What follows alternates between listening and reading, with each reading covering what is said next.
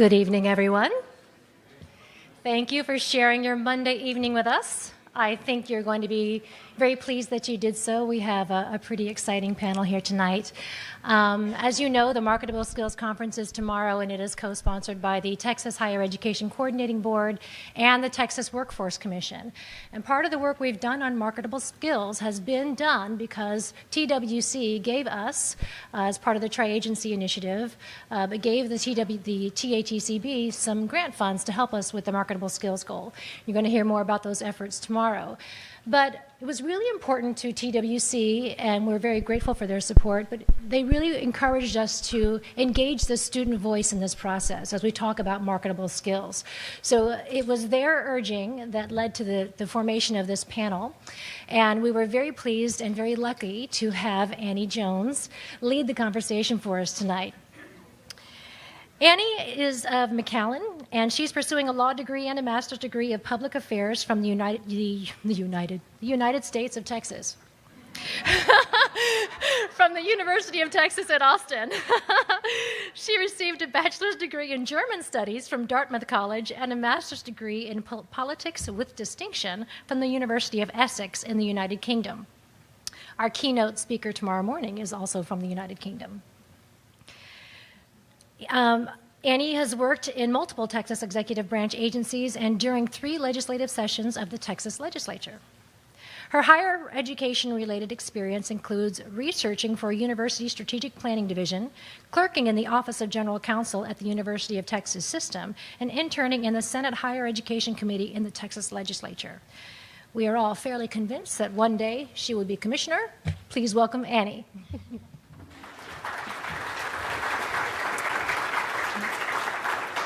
So my name is Annie Jones. I'd like to welcome everyone here to the first event of the 2018 Marketable Skills Conference.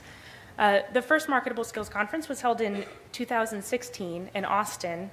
This year, the coordinating board staff chose to hold the event here in a teaching hotel, given the Marketable Skills goal is about showing graduates how they can realize their value in the job market. And what better place than this really fantastic hotel, which is staffed by students. Of the 4 goals of 60 by 30, which is our state strategic plan for higher education, the marketable skills goal can be a little bit tricky to grasp and measure. Unlike other goals, there's not a single clearly defined data point that will show us if the state is reaching this goal. All programs that are offered develop some skills of use in the marketplace. This plan, our state strategic plan, requires institutions to formally identify these marketable skills for each of the degree programs so that students are aware and can communicate these skills to their future employers.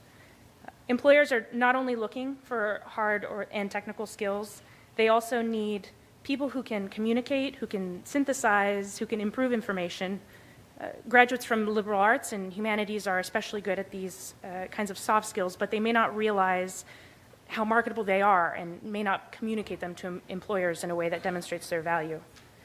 This marketable skills goal was meant to help students understand the array of skills and talents that they collect over the course of their college experience and communicate them.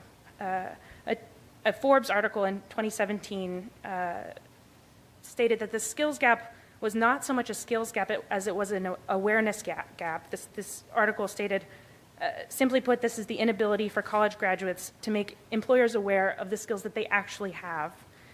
This skills goal, the marketable skills goal in our state strategic plan, is meant to close the awareness gap. Thank you to Ginger Gossman for introducing us. This conference is supported by the Higher Education Coordinating Board and also by the Texas Workforce Commission. Both organizations have expressed that it's important for student voices to be heard as we discuss marketable skills going forward. We have a group of really fantastic, accomplished students who have very different experiences and are doing incredibly fantastic things. I will mainly let them introduce themselves and talk about their journeys through higher education and also into the workplace. The 3 panelists who are with me are Robert Martin, Lohane Alvarado, and Olivia Lemus. And I will start the panel off by letting them tell you a little bit about their personal story through higher education and into the industry they now work in, and what skills and capabilities they picked up along the way that helped open doors for them. Oh, okay. Hi, my name is Olivia Lemus. My panel says Selena, but I go by Olivia. I graduated from the University of Texas, Rio Grande Valley. It's in South Texas. Like Annie Jones, we're from McAllen, so I'm very proud to be a UTRGV graduate. I was actually one of the first graduating class from the merge. Those both universities merged. It was University of Brownsville and then University of Texas, Pan American, and they became one. So now we have a medical school. It's just amazing. There's amazing things happening for the RGV, and I'm just very excited about that. So I graduated in 2016. Once I graduated, I actually started working for local city government.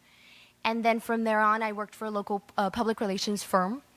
But let me tell you a little more about my undergraduate, because I feel like I'm going to, talk about my whole journey after graduation. But throughout my undergraduate career, I always realized that to be a part, I guess to just stand out, my major was mass communications in broadcast journalism, a concentration in broadcast journalism, and I minored in political science and in Spanish. So this whole field of marketing and communications and PR, it's very competitive. And it's really about how you present yourself and how you communicate yourself to really make you stand out. So since I was a freshman, I actually entered as a sophomore, but my first year at the university, I knew that I had to start, looking at internships. Even though internships are normally recommended at the senior, junior level, I was telling Annie that I really think that it helped me a lot, the fact that I started at my sophomore level, because I was able to do 4 internships. One actually out of the state. I did one in Washington, D.C., for the USDA, for the United States Department of Agriculture. So I was able to do a fellowship with the federal government. But before I was ready to do that out of the state internship, fellowship, I really needed to prepare myself with local internships and local jobs that really helped me develop and was, do good in that fellowship. Because it was also a very competitive fellowship.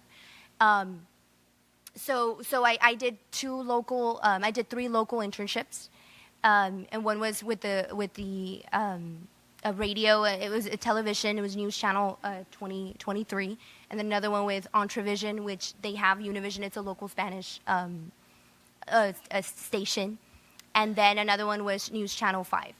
And all of them were more in the news section, which was the broadcast journalism side of it. But when my minor hit in with the political science, I was just like, you know what? I really want to see where this takes me. And I decided to apply for this out of the state fellowship. And what Ronnie Garcia, he's actually sitting here in this room. He's so amazing. He was one of my career advisors. He said, you know what? That's amazing. You do it. Even though if it's not within your, it was a public affairs, which public affairs is the same as public relations, but for government.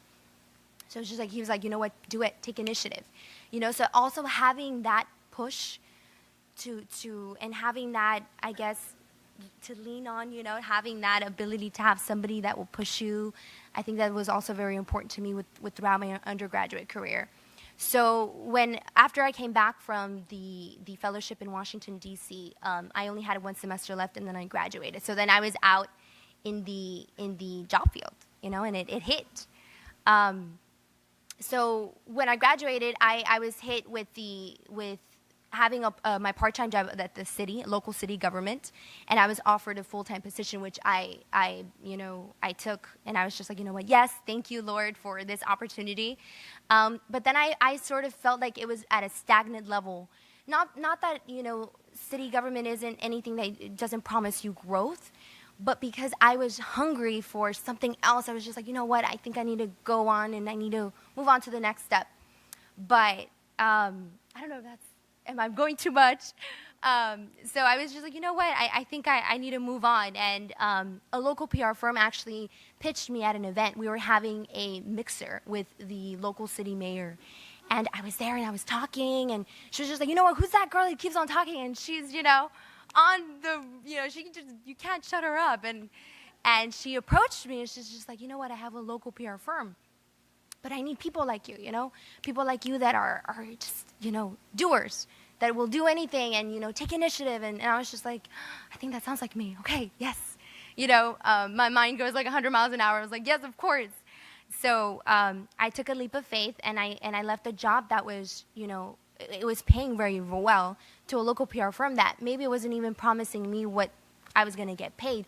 But then I took a leap of faith because I said, you know what, this is going to teach me those skills, the skills of being adaptable to my field. I feel like in the whole public relations and marketing world, just communications world in general, you have to have that adaptability to be able to adapt not only to the changing social media world of, Facebook and Instagram and how it works and the algorithms and what's working for, for what and how, to communicate better throughout your profile, your LinkedIn, what do employers look at?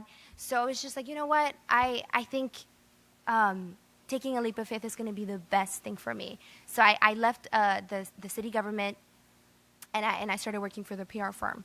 I lasted there for about 8-9 months, and then I was presented with this other opportunity of working for a software development company who did not actually have marketing. So software is very different into what marketing and public relations is, and I was just like, I was freaking out, and I was just like, no, I don't know how, I don't know if that would be anything within what I would want to do. And the CEO of this company tells me, he's like, Olivia, I want to start marketing, digital marketing on the side, and I know you can lead it. It's like, that's the reason why I'm approaching you, because I know that I can open up that, that department within my company, and I know you can lead it. And then, I was just like, okay. So then I jumped on board, and we started working with clients like Bird Ogden Auto Group. I don't know if any of you guys have heard of them. So Bird Ogden, we started working for the city of McAllen, city of Alton, city of Edinburgh. We do different things. We do websites, software for them, different kinds of things. And I started leading my own marketing campaigns. So then I went from having somebody be there and tell me what to do to kind of me just doing it, and now I lead 10 to 14 people on different campaigns. And, at 22 years old, nobody believes me. They say, how is it that you're doing it? And I think it just really comes on how motivated you are. And those are the kind of, soft skills that I know that, we're going to talk about today. Those are the kind of soft skills that nobody can really teach you. The passion, having that, drive, having that, I guess, self-discipline. Because at the end of the day, nobody's going to, if you are set to lead, nobody's going to be telling you what to do. Nobody's going to be pushing you. And it's up to you, and it's about how you, discipline yourself to say, you know what, 14 people, even if it's 14 people, even if it's not 600 people, are waiting and are looking up to you. And, you got to do it. And you got to make sure that whatever it is that you're doing, even if you're afraid, take the risk. Even it, and the thing about taking risks as well is if you know that 80% of the risk is going to be a good risk. It's going to be worth it. Because when I took the leaps of faith of changing from company to company, I don't like to move around. I like to at least stay 2 years in the company that I work for, just to develop those, But I felt like these opportunities that were presented to me, I was just like, you know what, I got to take them. And I had that gut feeling that said that, basically pushed me and said, you know what, you got to do it. And right now, we're actually looking into building up a contract with the McAllen International Airport. So we're going to redesign their entire website, and we're going to, launch new marketing campaigns, which, if by, all means, I will lead them. So I'm just very excited, and I'm very thankful and very humbled to, be asked to speak here on behalf of the students, because I really do think that, having a career advisor and just a mentor throughout your undergraduate career really helps you stand apart. Because the field that I was in, it wasn't the field that it was more textbook, where things will be in the textbook. It's about hands-on. So, being able to have those internships, and then also the part-time jobs that I had while I was in, my undergraduate, journey, I think really helped me develop those, that communication, that ability to just speak my mind. And, I feel like it's very important to also take into consideration what jobs you have as you're doing your undergraduate career, because those also help you develop those skills that employers are looking for. Even if it's as simple as working at Whataburger, and being a customer, in the front, a cashier, just developing your customer service. It makes a difference. I worked as a leasing agent for 2 years under my undergrad. It was a student housing community, kind of similar to what you would see in UTSA. I don't know if you've heard of Peak Campus companies. So I worked there for 2 years and through my undergrad, and through those time, I also did my local internships. So it was multitasking to the max, And I mean, I'm not gonna lie that it was very stressful to a certain extent. But if you push yourself and you say, well, do you really want it? You can do it. And that was really able to help me. And then Ronnie sitting over there, he's looking at me, having that mentor, even if it's not somebody at the university, even if it's not a professor, because most of the times, quite honestly, a lot of my peers, a lot of my colleagues would have a professor, would have. I know I had a friend who was really close to the dean of the College of Liberal Arts, and he was an unbelievable, absolutely amazing man. And she was very close, and he would let her know, like, hey, this is coming up, and just having that one person that you look up to and say, you know what, I think I'm in the right path, just really makes a difference. It made a difference in me. I had, thankfully my career advisors at the university, and then I had my outside mentor. He was a public information officer for your local city government, and he was amazing. He had actually done internships as well in Washington D.C. So he had mentored me throughout my undergraduate career, and I still talk to him today. And we go grab a coffee every now and then, and he tells me, he's like, Olivia, I can't even believe like everything, how everything just unfolded. And at the end of the day, I feel like, just really, not that you spread yourself too short, but just really being active in throughout your undergraduate really makes a difference, And I don't want to talk too much, but yeah, that's my story. Thank you.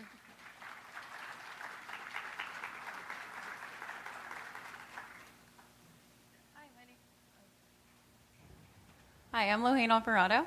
I don't know if my story is going to be as long as that, but we'll see. So I actually went to school here in this building. I graduated from here at the Conrad and Hilton College here at the University of Houston in December 2016. It's really great to be back. Love seeing everybody here. Mm-hmm. So I actually started, I went to Lone Star for 2 years, which is a junior college, and then after that I came here to finish. And when I started going to school here, I wanted to just go ahead and jump in. I knew I wanted to do hospitality. I didn't know what. Hospitality isn't just one thing. Kind of as she mentioned, there's a huge umbrella. You can do front office, food and beverage, events, travel, tourism, literally anything. So I had no idea. So I was like, I'm just going to jump in and see what I want to do. So I actually started working in the restaurant downstairs in Eric's as a server. After a while working there, as she mentioned too, having a mentor is always a great thing, very valuable throughout your college career. I started becoming close with my bosses and everything, and kind of they ended up mentoring me. Because when you work at a place like this that's student ran, they really care about your growth and care about your development. It's not just like you're another employee. And so it was really nice to always have that support. To this day, I even still talk to them. But my assistant director at the time of the restaurant, he always pushed me into what I want to do. What do you want to do? And I'd be like, I don't know. Maybe front office, who knows? And so he's like, okay, well, why don't you try it out? And so he actually got me into working the front office here. So I was working the front desk and the restaurant, both at the same time while going to school here full time. After a while, I just started growing. So I became the front desk supervisor here as well as the restaurant supervisor here. So I did both. Being versatile and adaptable is huge, huge, especially in your career. I mean, if you show that you're open to anything, just as she was mentioning as well, then it definitely helps your growth.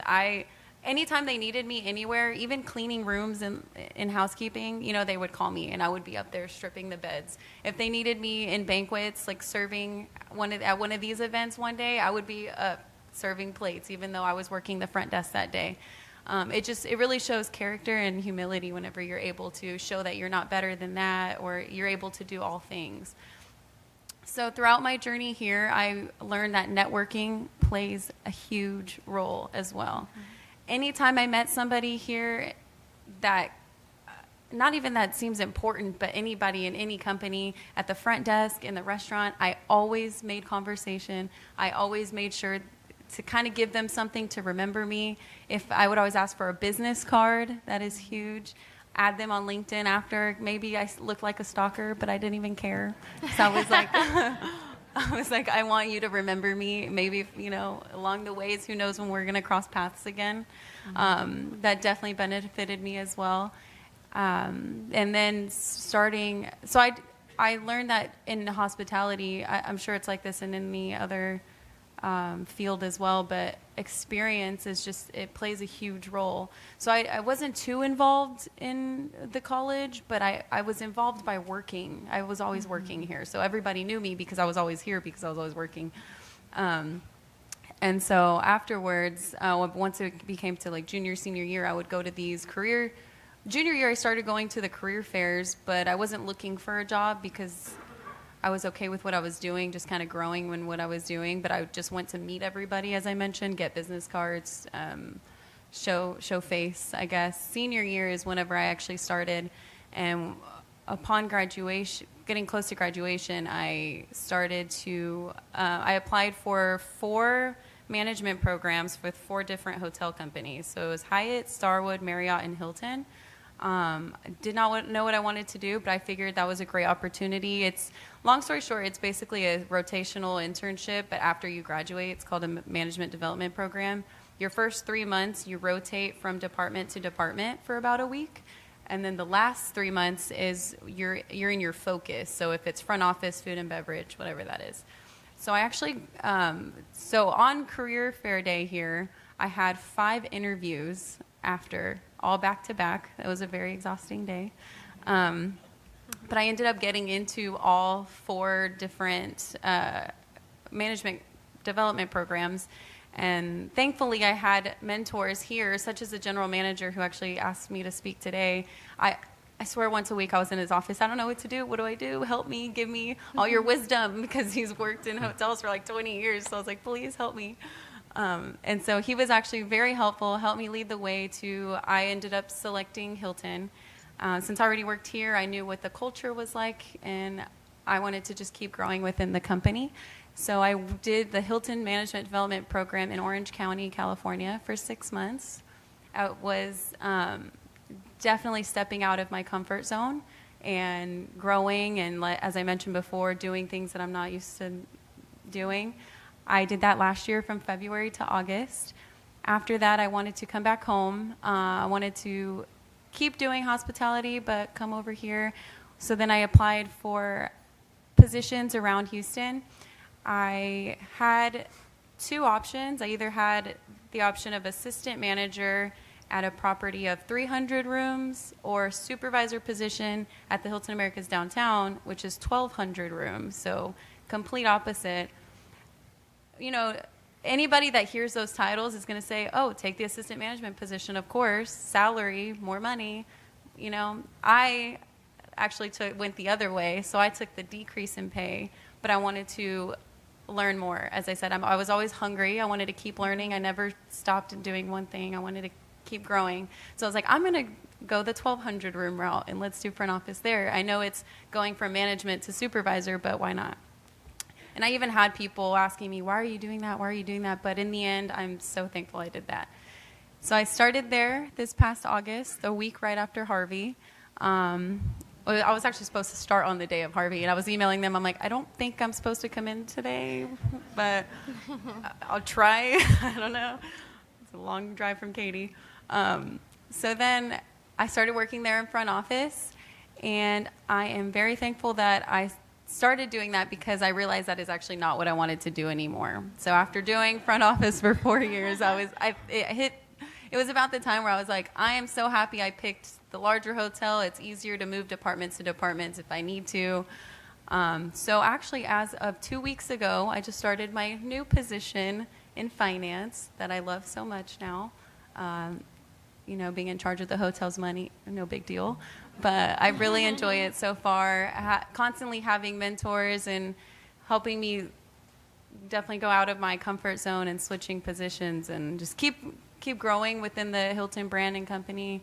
Definitely a big step. The reason why I even got the job here at the Hilton Americas was because I met the GM like 3 years ago at a networking event, and he actually remembered me. So I always say networking is key for sure, because meeting people, you never know when you're going to cross paths again. So that's my story. Now I'm at the Hilton Americas in finance as of 2 weeks ago, and I love it.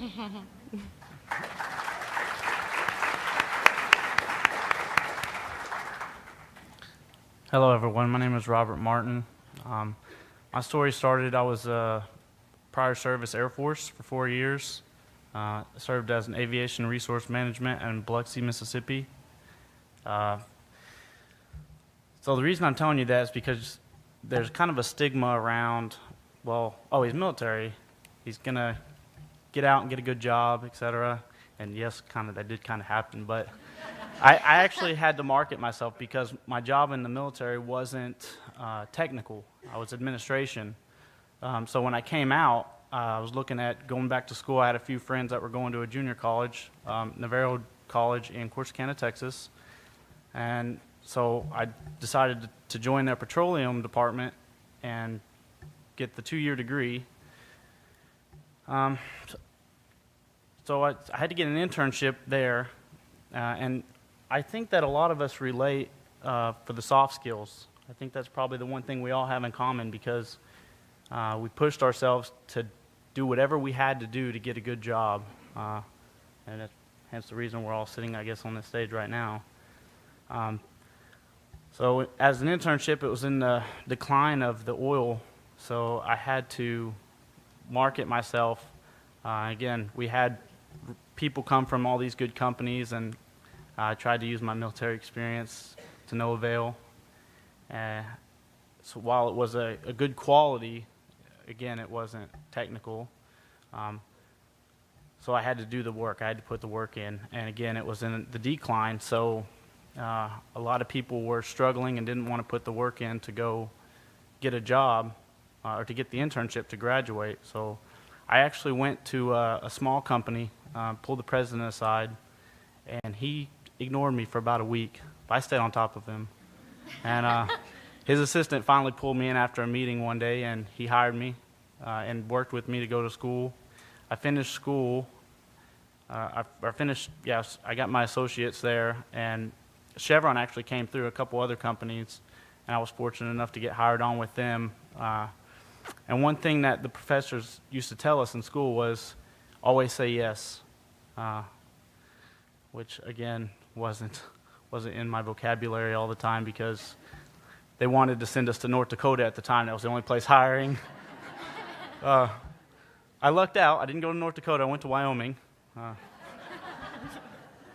I did about 1.5 years in Wyoming as a pumper, maintained oil and gas wells.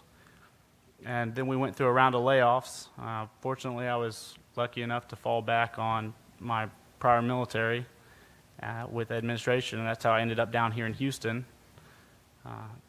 And I did that for about 1 year as the office assistant. Took a pretty hard hit to do that, stay with the company. And just recently, about 6 months ago, I got a promotion. Now I work in supply chain as a materials manager for all of the equipment going to and from the rigs in the Gulf of Mexico. So that's kind of my story.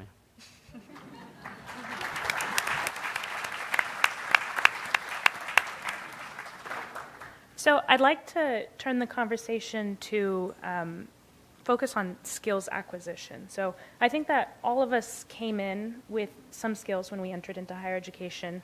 I think we all picked up skills as we've been enrolled, whether it was in the classroom or all of us have done pretty significant work outside of the classroom. I know that's probably the most important place.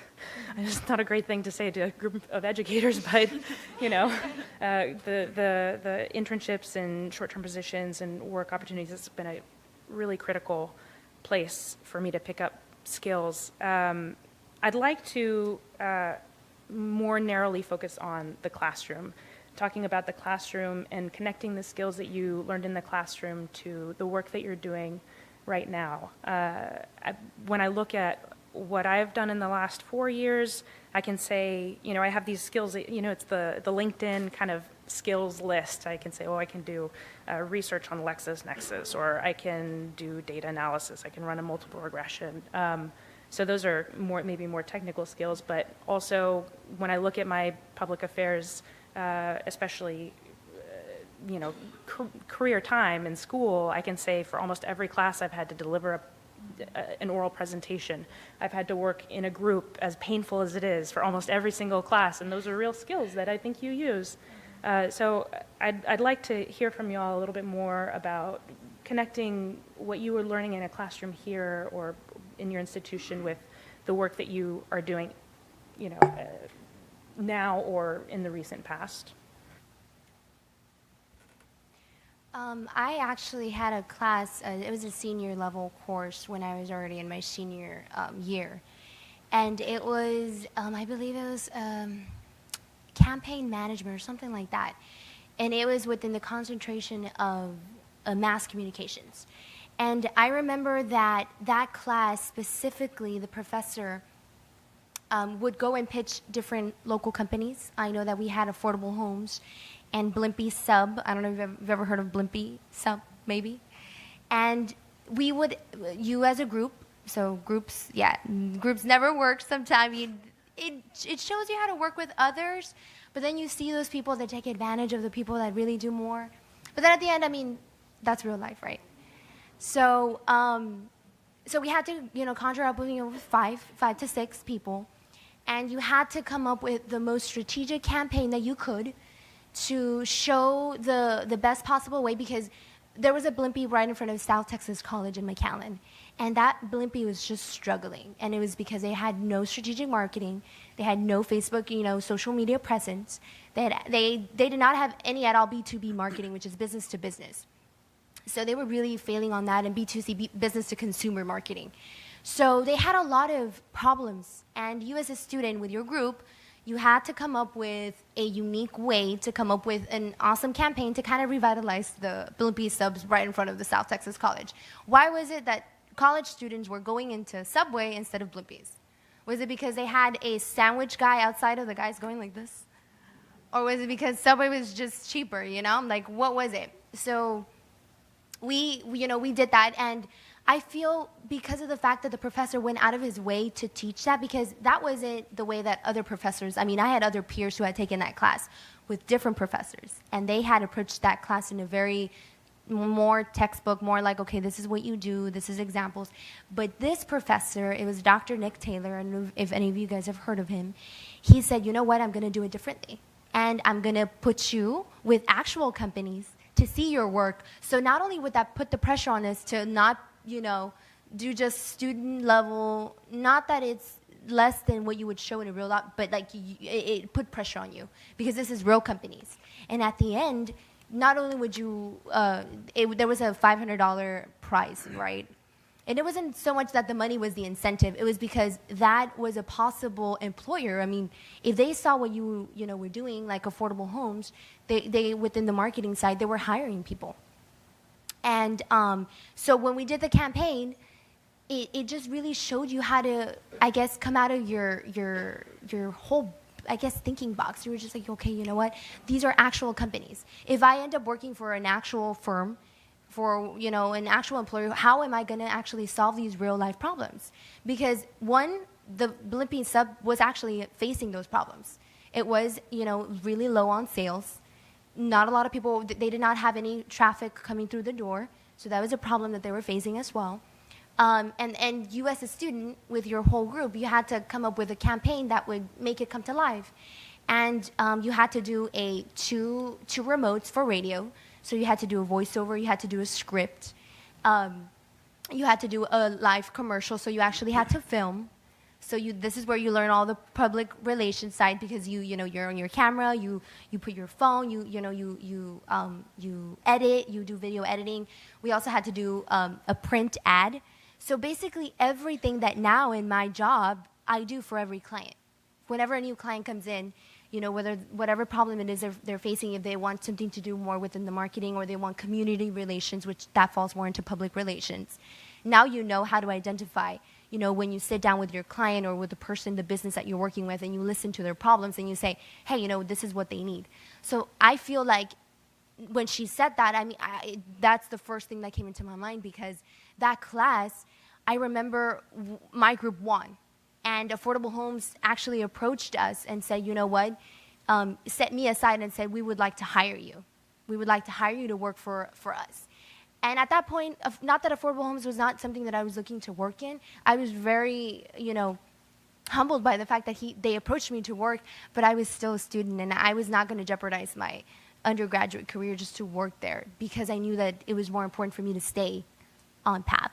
So, I think it was the professor's initiative to say, you know what, I'm going to teach these students the real life experience of actually coming up with unique campaigns to make sure that when they're out there and they, leave, that it's the most, it's the best way. But because we would go back to the textbook and we would learn, how to actually do this and stuff like that. But then it was the pressure of knowing that you actually have real companies working with you and doing that. And, it just bumps up all of this creativity in your mind, and you just say, you know what, let's do it, And working with your classmates as well.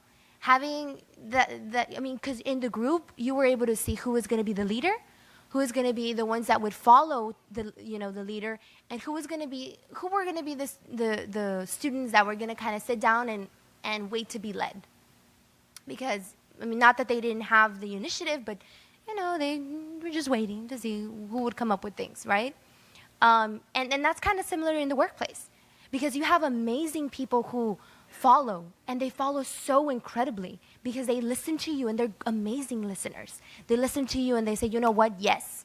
And they're the doers because they're quiet, so they think. They're always thinking. And then you have the people who, are doers, and they go and they do it, and they, say it and they make it happen, but they could never make it happen if they didn't have the people, So that also, groups are also good, even though they're bad, because you get to learn about people. You just get to know who is going to be a good employee and who is not going to be. And that really helped me in my position, because in the group, in me as being marketing and public relations director of the company that I work for, I've had to hire a lot of the people that I'm now it's my team. So I really had to kind of see who would be my researchers, who would be the ones that would research my market depending on what the client needed, who would be amazing at being content writers, copywriters, who is amazing at words. And I guess that really just helps you understand people better. Thank you. Are we each going? Yeah.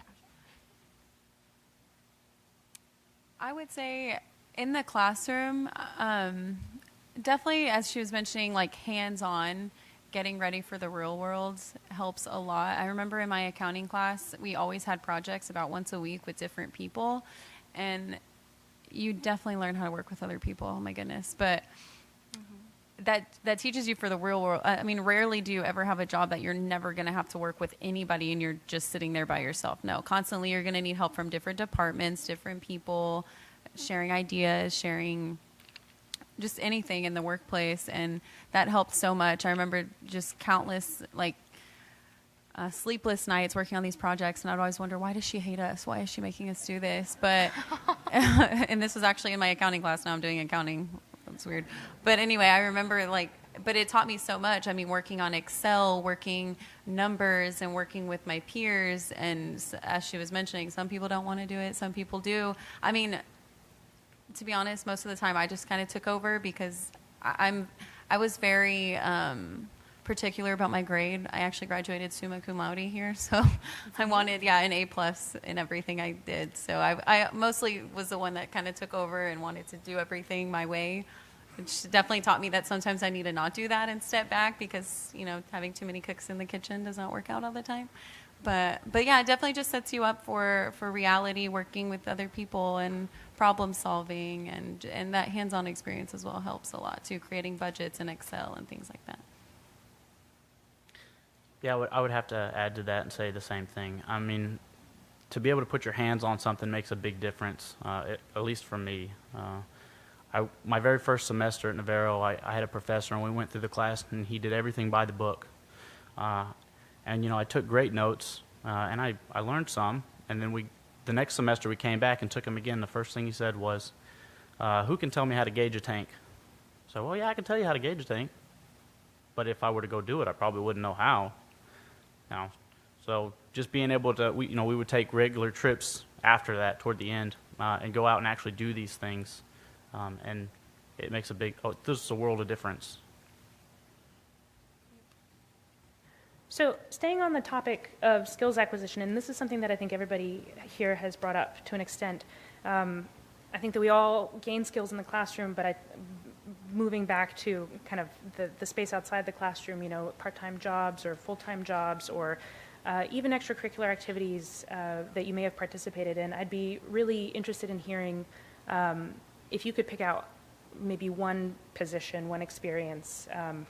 I can give an example. About 4 years ago, I worked for the State Department of Information Resources. I'm not a tech policy person. I am not an IT person, but this experience was actually really helpful. I learned a lot about cybersecurity. I learned a lot about contracting and about website accessibility, and I learned about the way that the state administrative code works. I mean, it was actually really helpful in what I'm doing now, even though I am not a tech person. I to this day can't explain what a virtual desktop is. That was my philosophy also in going into jobs, is to look at how much you might be paid, but also treat the skills that you might be picking up in the job, especially if it's a short-term internship, as kind of a deferred compensation that you realize in a subsequent position. So my question to you is, over your education, or even maybe a little bit before, not in the classroom, what was a really good experience, one single experience that you had that enabled you to pick up the skills that you probably learned, that you use every day now? I would definitely say my management development program after graduating. So that just opened my eyes to a whole nother world. I mean, I literally drove across the country to move to another state. I definitely had to be open to everything.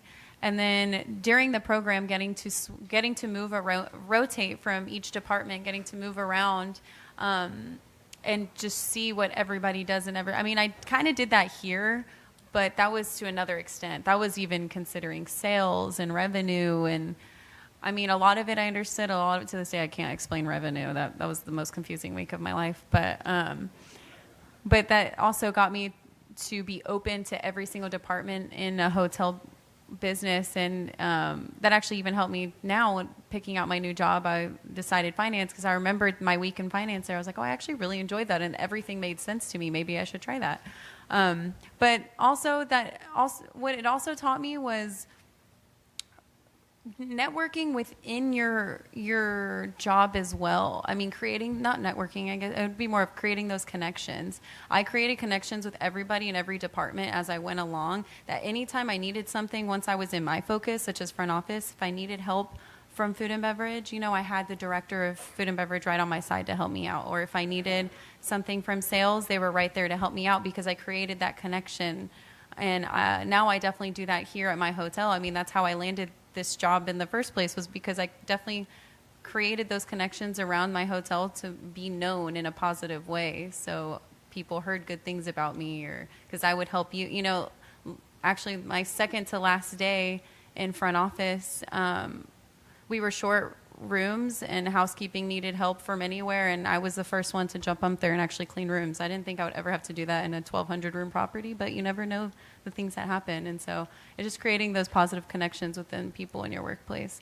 And my management program definitely taught me that when I was over there.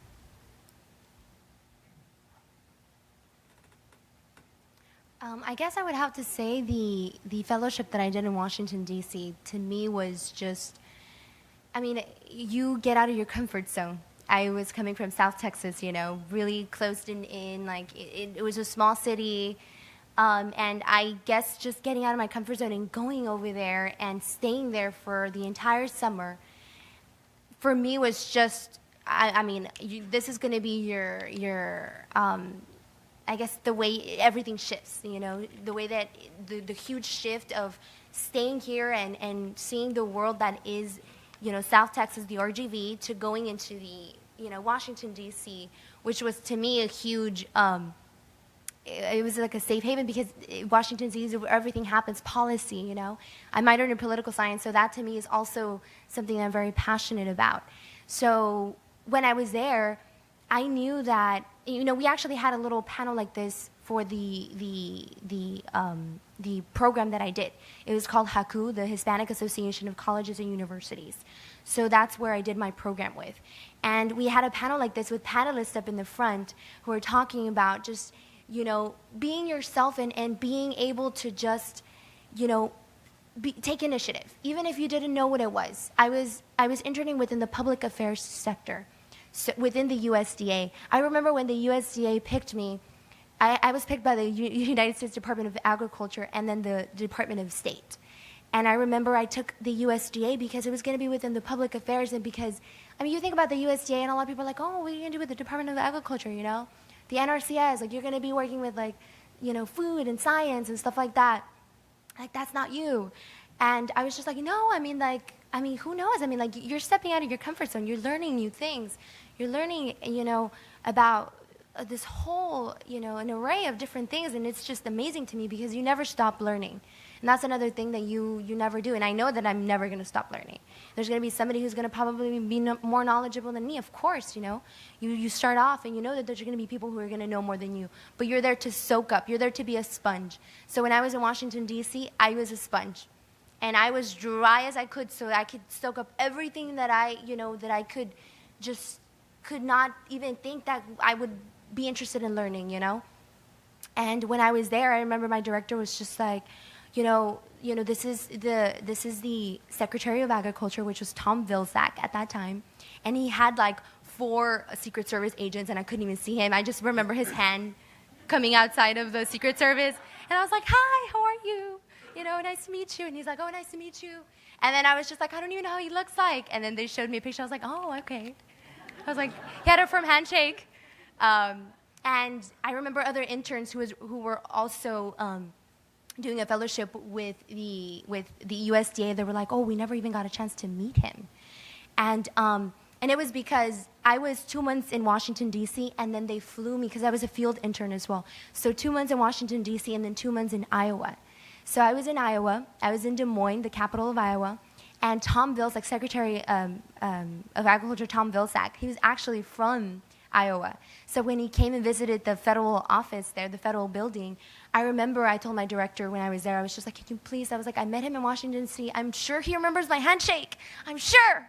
I was like, can you please just give me like 2-3 minutes with him? I just want to talk to him, please. And my director was just like, you know what, I don't think that happened. Like, you know, we would have to ask, we would have to see his secret, you know. And my state director made it possible. So we were actually there with I believe it was the annual LGBTQ Summit series that happened in Iowa. And when he was done doing his speech, I remember I was photographing him, because public affairs, you know, it's all about, you know, taking pictures and everything and getting a quick little interview. And I was just like, you know, this is my chance. And I told my state director, I was like, if I could please, you know, just have 5 minutes with him, it would be, I just wanted to talk to him. And he was just like, okay, you have 5 minutes. And I remember this big Secret Service was just like, they had him in a little private room outside of the little summit in the little conference area. And I walk in and I was just like, hi, nice to meet you. And we just started talking. And then I had read an article that my state director had sent me that he had written about like just the entire changes that the Obama administration had done within, like, the all the lawsuits and stuff like that about discrimination and stuff like that. And we started talking about all those things, and the conversation from 5 minutes, quickly shifted into 30 minutes. And I could not believe it that I had been talking with Secretary Tom Vilsack for 30 minutes. To me, I couldn't even fathom the possibility of having, been able to do that, because 5 minutes was already something so crazy about, my state director was just like, 5 minutes is going to be a lot, the Secret Service are going to be like this. And we talked for 30 minutes, and then, a week and a half passed, and I got a letter from Secretary Tom Vilsack, actually signed, saying that the conversation that we had was unbelievable, and he, and that he saw a lot of potential in me, and that if I wanted to pursue my Master of Public Affairs within, working for the USDA, that would be an open opportunity for me. And I was just so happy that he was able to give me that letter. And to me, that was just a sense of, wow, like, I felt so happy. It wasn't even just about the opportunity that he said, because you never know that was going to happen. I knew that, everybody who was appointed was already going to be. So it wasn't so much about the opportunity that he said, look, here's your job, but it was about the fact that he had remembered me, and he had actually written the letter, and, he had sent it to the office, and everybody from the office said, wow, you're the first intern in 10 years to receive a letter, from anybody from the DC office. And so, that just leads me back to just making a difference and taking initiative. I know that being young, you oftentimes get a lot of mistaken for being naive. And yes, to a certain extent, you are naive. You're young, You have all this energy, and it's okay to be scared. It's okay to be scared and to feel like, what, maybe this is not the right time to talk. But at the end of the day, sometimes taking the initiative to just be different really makes a difference in the way that you market yourself, because people will remember you. And I feel like that's very valuable. Thank you. I would say an experience for me would be when I did my internship, I did it with a pipeline company. It was a contract company that did maintenance on the pipeline. And we would go, when I first started, I told you I hounded the owner of the company to give me the job, so he set me up on a route. The only thing I was supposed to do was to drive along the pipeline and make sure it wasn't leaking. It's a simple job to get my internship. But a lot of times I found myself finished quickly, and so I would hang around the shop and hound the guys, the crew guys at the shop, the foreman, and try to get extra work. And one day they saw me up there and said, you know what, come on, let's go. Picked me up, took me out, and before you know it, I was doing all kind of stuff. I learned a lot. And it goes back to what Olivia was saying. You just take the initiative. You get out there and you market yourself, make yourself available. Say yes. When you want to succeed as bad as you want to breathe, you'll be successful. So we spent the first part talking about skills acquisition so far. We've talked about how you acquire skills in a classroom or how you acquire it in a work setting. And I'd like to move from talking about skills acquisition to talking about how you market those skills once you're on the job market. All of us are in very different industries. All of us have very different target audiences. Every single industry has its own mores and unwritten rules. So my question for you is, how do you package yourself? How would you package these skills on a resume? Do you use LinkedIn? To what extent do you use networking as a tool? How strategic are you whenever you do use networking? Essentially, how did you communicate what you have learned and know to the people who eventually hired you? I would have to say that social media right now, working within the whole social media field, is very important. What you share on Facebook, employers look at that. They really look at how, like, for example, in the company that I work for right now, sometimes you can deal with crisis management, and a lot of the times it comes within, because something was leaked or something was, that should not have been posted on social media and stuff like that. So marketing yourself in the way that is on social media, even though you think that your Facebook is private, at the end of the day, what you put out in the internet is always going to be out there. And I'm sure that everybody in this room is knowledgeable of that.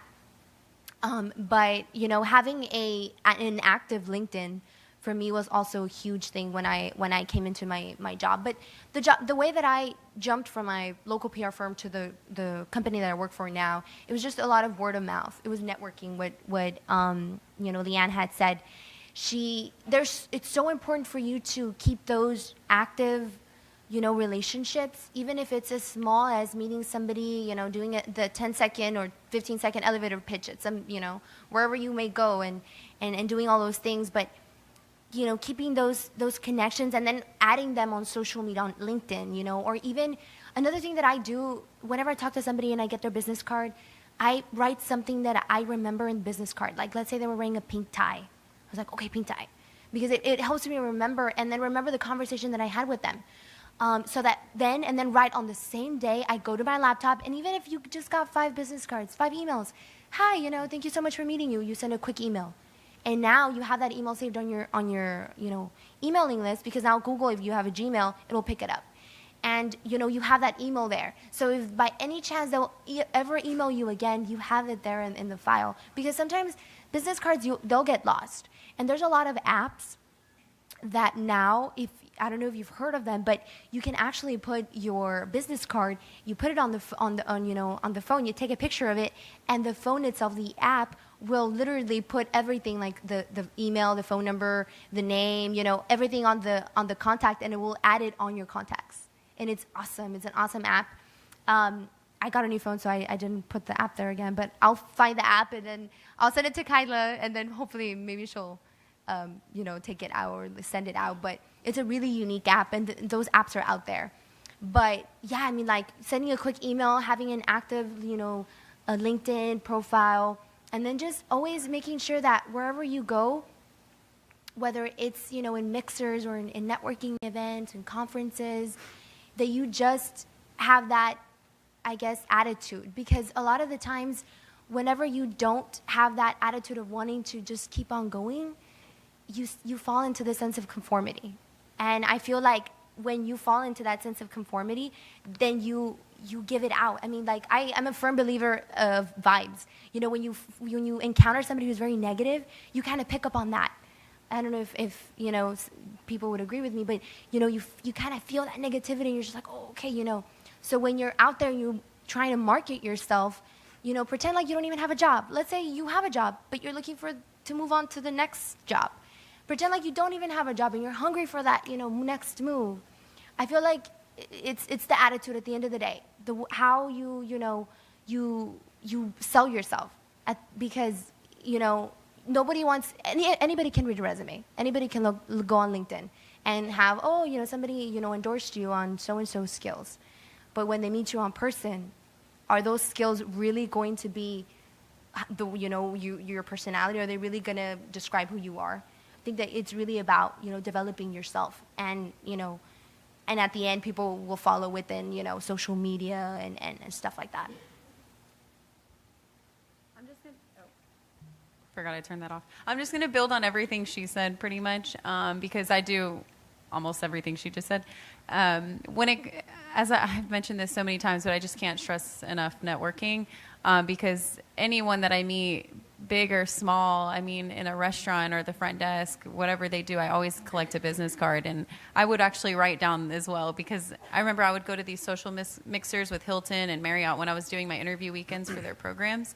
And I would collect about 20, and I would be like, I don't even know who these people are anymore. So I'd have to write down, like, talked about cats or whatever, blah, blah, blah. I don't know, random things. And at the end of probably not that same night, that was a little weird, but the next day I would probably shoot them a message. I would send them an email. Hey, nice to meet you. Throw that personal part of our conversation. That way they remember you too, because a lot of times they don't have your business card. You collected theirs, but they don't have yours. So I'd be like, hopefully one day I'll get the same cat as you. I don't know. That's a little weird, but whatever we talked about, nice, take care. Maybe we'll cross paths soon, whatever. So that was always a huge, huge thing about networking, would be just to, especially in hospitality. As she mentioned as well, you want to sell yourself. You want to make yourself look like a people person. And that's what hospitality is. It's all smiles every day, all day, in front of guests or in front of your coworkers. That's what we are. We're hospitality. And so you really have to sell that. And you just always have to sell that all the time. So everybody that I meet, I always have to make sure that I'm as bubbly as can be and talkative and show that I'm a real big people person, which I am. But yeah. I would say for me, the way I did it was first and foremost, to start off with a resume, is to go online. We'll just keep it simple. Say it was an office assistant, and I would tailor my resume to, 30 or 40 different, companies, and what they were looking for in that position, give or take. Another thing I would do was I would kind of mirror myself to that same image. It's kind of cheating, I guess, but it worked. So Do what you got to do, basically.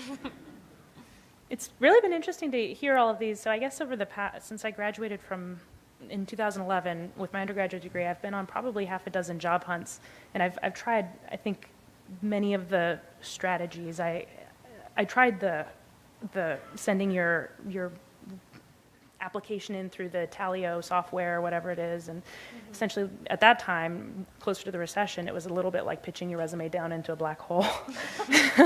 It was a little bit depressing. I did not get a very high response rate, and I've been lucky enough now that I've developed my own kind of history in the industry to be able to. I'm currently looking for a job, and what my strategy has been to start with my own network and contact individual people, sit down for coffee.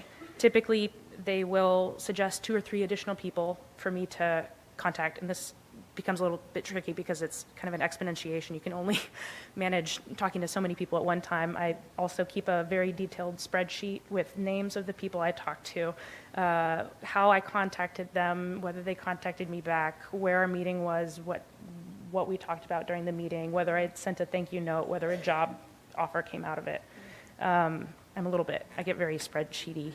And it's, I don't know what the kind of response rate is compared to maybe sending a resume through an online portal. I think if I tried that now, I would have a better response rate, but it certainly makes me feel better. And also, it's really nice to talk to people about what the trends are like in their industry and what they see happening and where they think the opportunities will be and what their professional background has been like. I don't know. I guess the final thing I would like to kind of spend a few minutes talking about is, first of all, who helped you? And second of all, when people come to you for advice, what you tell them. Just to, I guess, draw from my own example, I would say I've had some incredibly helpful faculty members who I can think of 2 or 3 jobs I've been able to land because approaching faculty members during office hours, they've said, here are people we know in our network, why don't you contact them? I can also think of some really tremendous peer advisors I've had, especially because my academic program is a little bit complicated and not that many staff members are able to give advising. I've had some really great peer advisors, and I've tried to also help some of the people coming up behind, at least by having get-togethers occasionally, to give some suggestions on academic options and professional options. So if you wouldn't mind just talking a little bit about the people who helped you and the people you are helping. Whenever I was working here, my mentors were the general manager here as well as the assistant director of food and beverage. Anytime I had a question about my future, because I was always very uncertain. I mean, to this day, I'm actually still uncertain. I don't know what I want to do forever. How are you supposed to decide that, especially when you're in college? So I think that was the most stressful part was, is this right for me? I don't know what to do. Where do I go from here? And to have those people that have done it for years before you, in the same building as you, in the same college, as well as, I worked here and I went to school here. This was my home. Those people became family to me and became my mentors. And to be able to feel like they have that open door policy. The general manager, obviously he's very busy, but he always made time for me. I would barge in there all the time and be like, help me. and he would. And to this day, I still call him and ask him for help. And just to get their wisdom and their past experiences and to help me move forward. Just having a good relationship with a mentor definitely helps so much. And then during my Hilton Management Development Program, they actually assign you a corporate mentor as well. So I was blessed to be assigned to the Senior Talent and Development Leader of the Western region of the U.S. It's such a big title, but me and him, I feel like we're like best friends now, but he's my mentor. He helped me all throughout my program to this day, landing me jobs, networking with the important people in Hilton and being able to grow in that company. And then for people that ask me for advice, I just tell them never stop. Just keep being hungry, keep being driven. As Robert's mentioned, always say yes, like I easily went the other day in front office when somebody was, when they asked me to go clean rooms, I easily could have been like, no, that's not my job. Why would I do that?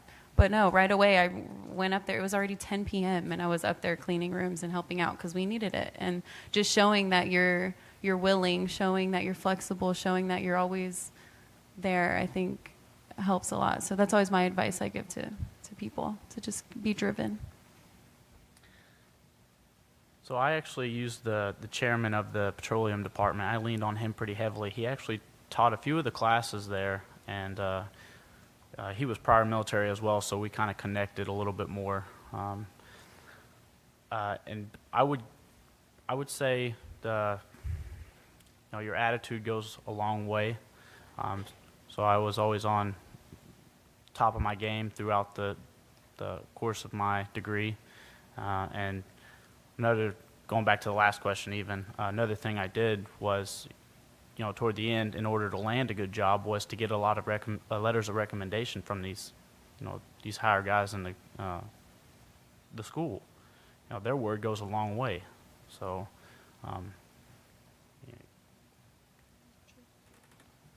Yes, like Robert said, I had I had professors and I had my my mentor, my outside mentor of the school, which was he was already part of the field that I thought that I really, and I am doing it now, that I wanted to be a part of. And I mean, Leanne is completely, Leanne, right? Yes. Loane, so sorry. Loane, it's true. Sometimes you have no idea what you want to do. I mean, for example, my major in reality, I wanted to be a political correspondent for New York Times or something like that. I wanted to be the press secretary of the White House, To a certain extent, I wanted to do that.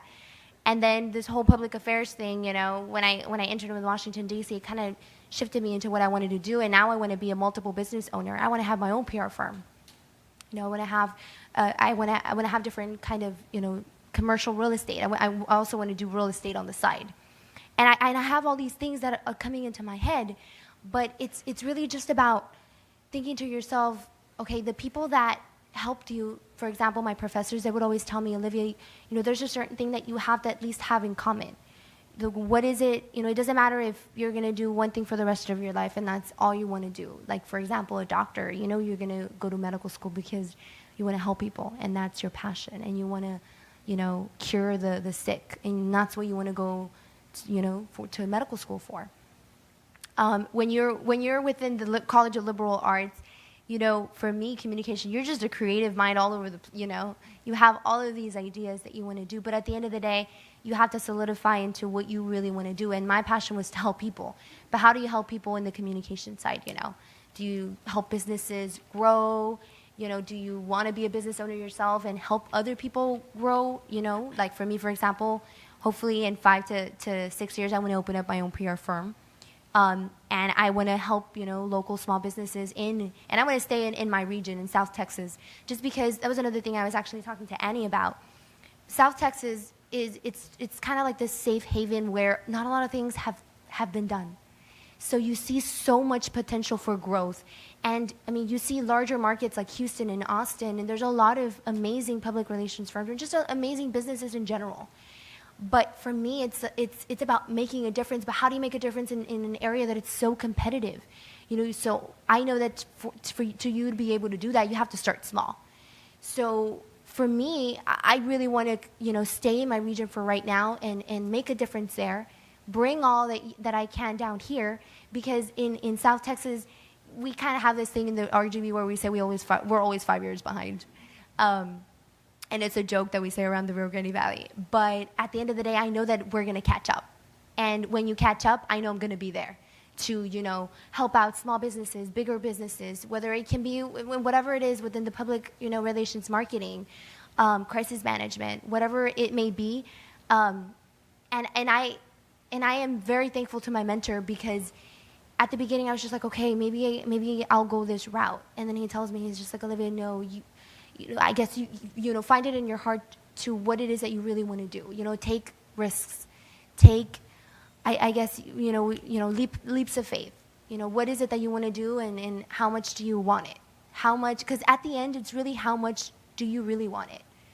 Do you want to be successful doing whatever it is that you want to do? Whether it, success isn't measured by how much money you make, but by how many people you impact. So at the end of the day, having those mentors and having the career advisors like Ronnie, he's amazing. He always calls me. He's like, hey, they're having, this and that. Like, would you be on it? And like Ronnie, Robert says, always say yes. If anything comes up, whether it's time consuming, like, today's Monday, it's very busy. I know a lot of you folks have, busy schedules, but yet you're here. You're hearing us speak and taking, I guess, all the knowledge that you can to just kind of bring that back to your schools. And I guess at the end of the day, if I wouldn't have had my mentor, my outside mentor, and my career advisors, I don't think that I would be where I am right now. I guess it would have taken me just a little bit longer, And it just makes a difference. It just makes a difference because you feel like someone's there. Someone's there and they care.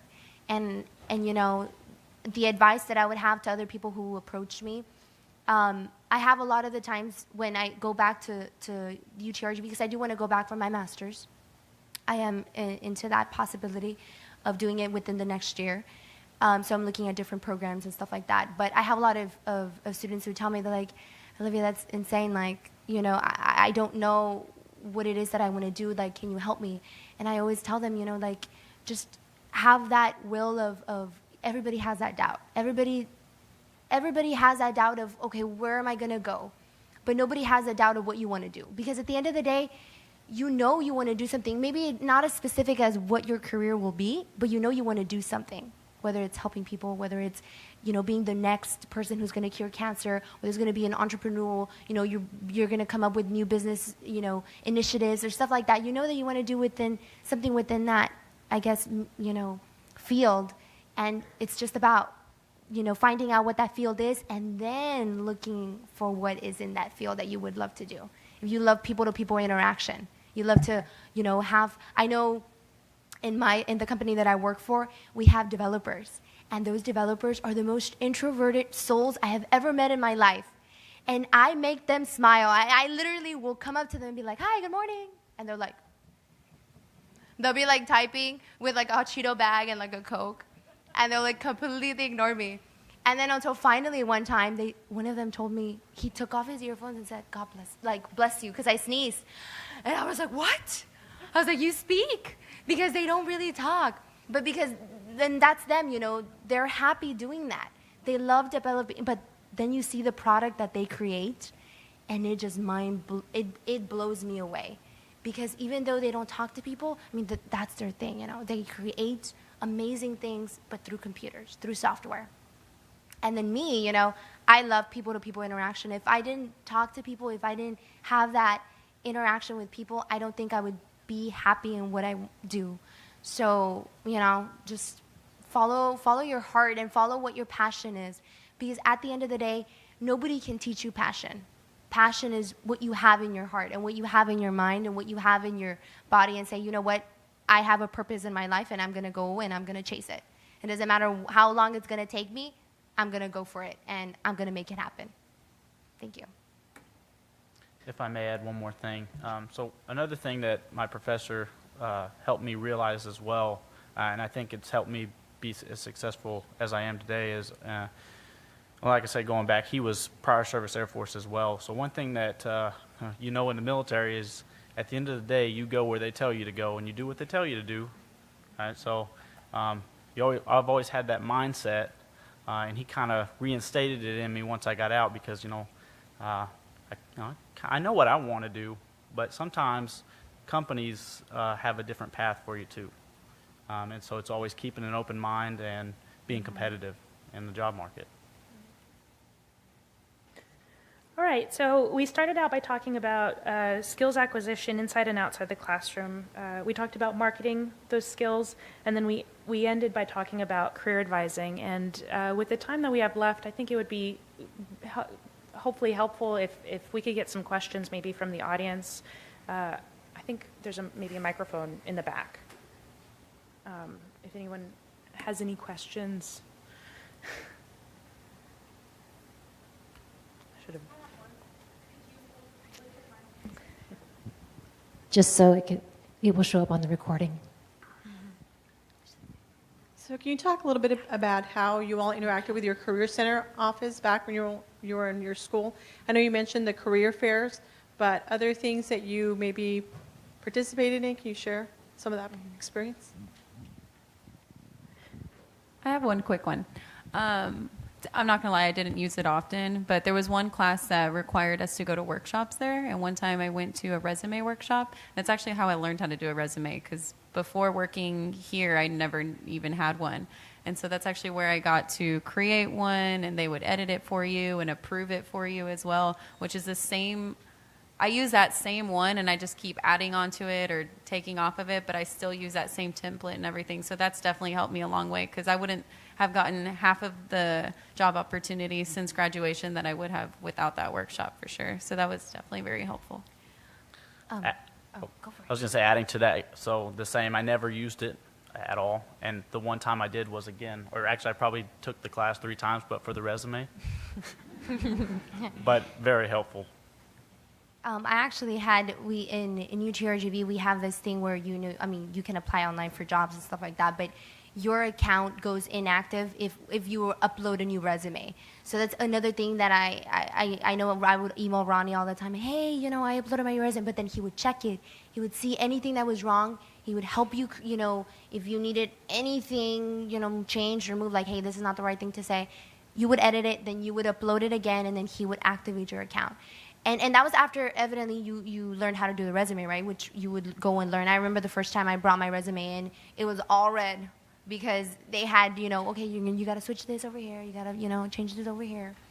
And then I made it, and then after that, having that close relationship with him and 2 other career advisors that were there in the Career Center, it was just amazing because now you felt like, okay, you could send your resume, and they would, would be able to help you if you had put something wrong or anything like that, and activate your account.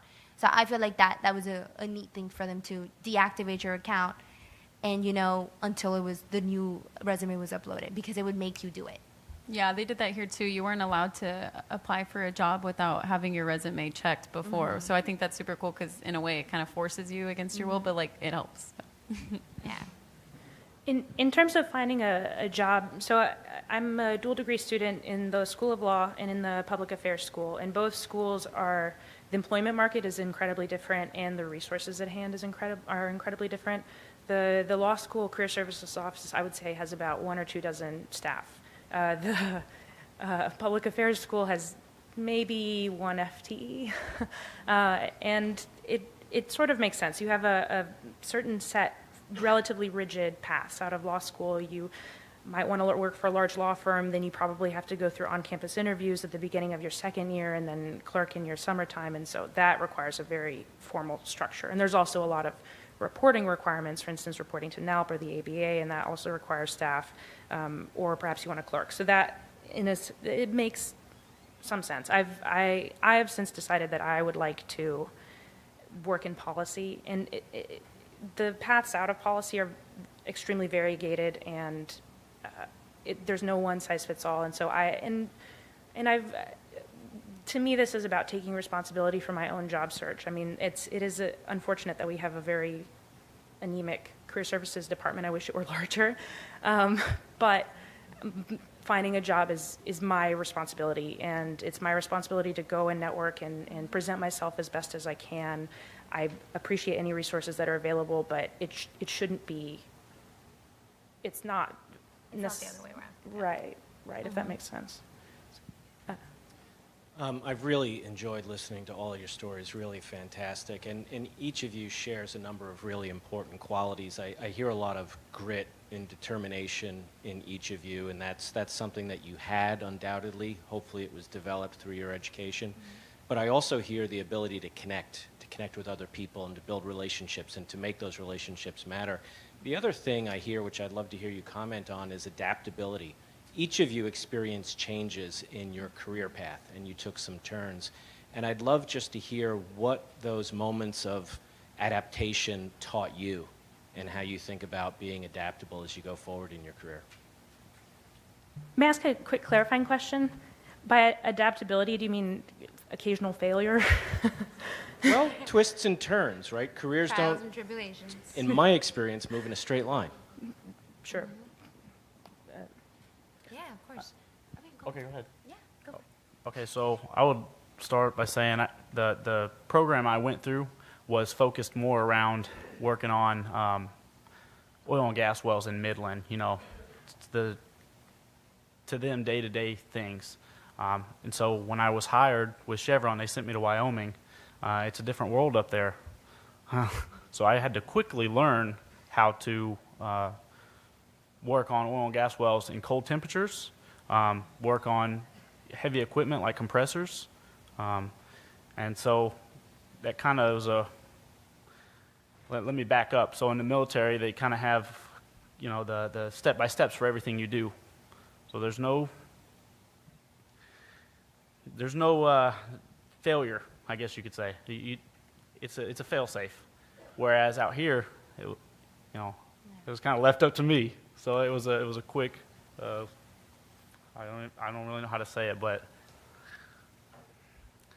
it was good to see that even though the real world school taught me to learn, it's not always like that once you get out there. I guess I would have to say when I switched from city government into the local PR firm, oh wow, that was a huge, I had to adapt to not having structure, which I had talked, to Ronnie about, not having the structure and having to implement it. But then one of the problems that I encountered with that local PR firm, which also impelled me to switch on over to the new company that I work for, was that it had no foundation and no vision.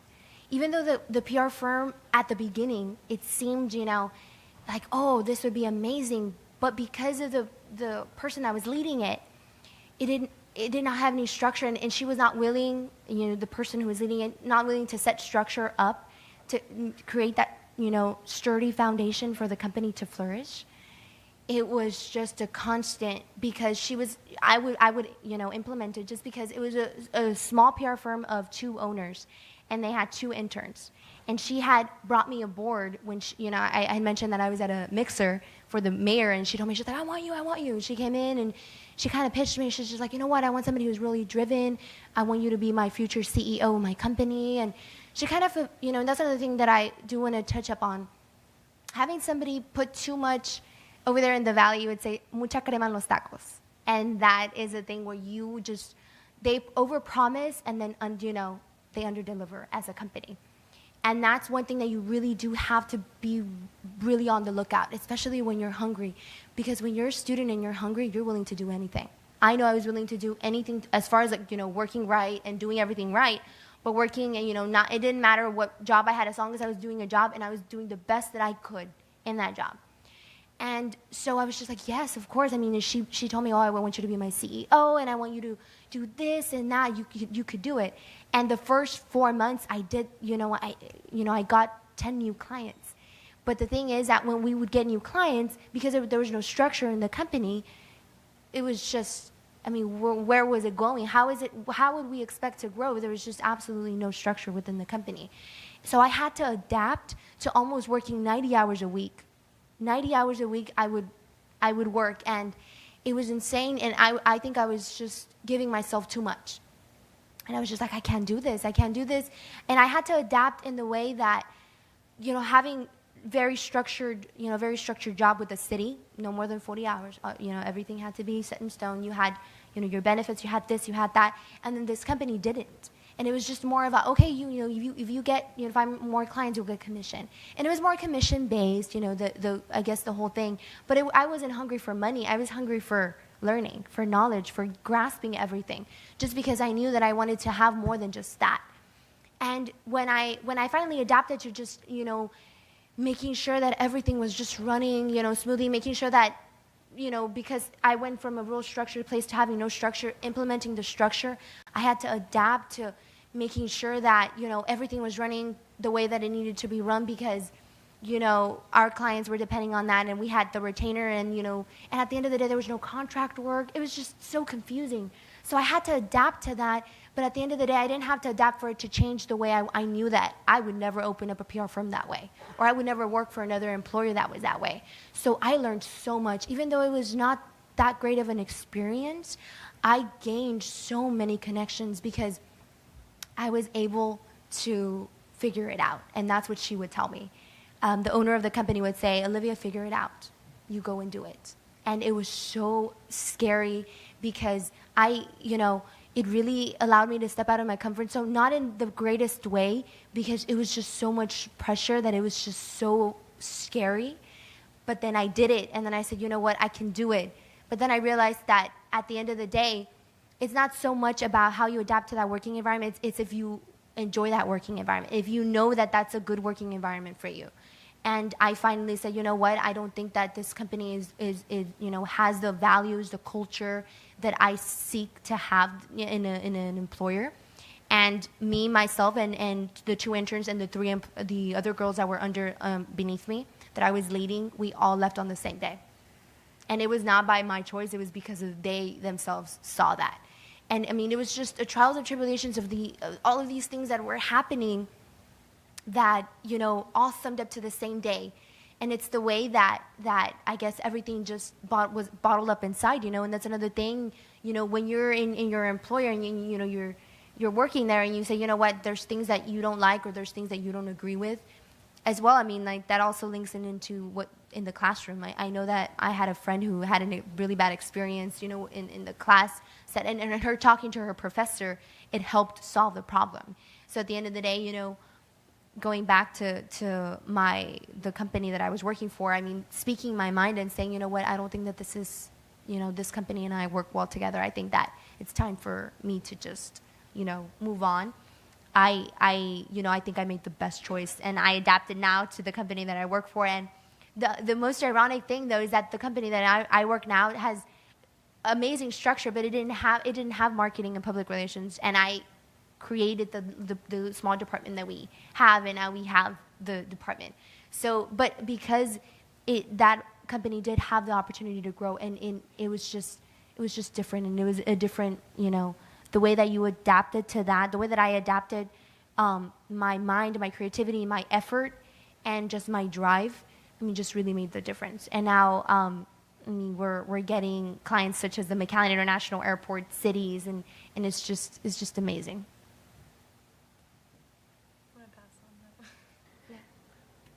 No, I was going to pass on. Okay.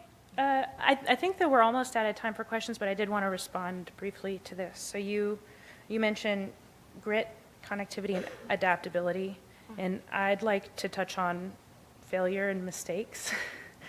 I made a lot of mistakes, and I failed a lot when I was an undergrad. I was incredibly unhappy the whole time. I graduated in the bottom quarter of my class. Thank God for grade inflation. I generally was, kind of a little bit, otherwise would not have made it to graduate school. And otherwise was generally a little bit lost. And I was, 2,000 miles away from my home. I'm from South Texas. I was in New Hampshire. The weather was very strange. Everything was dark all the time.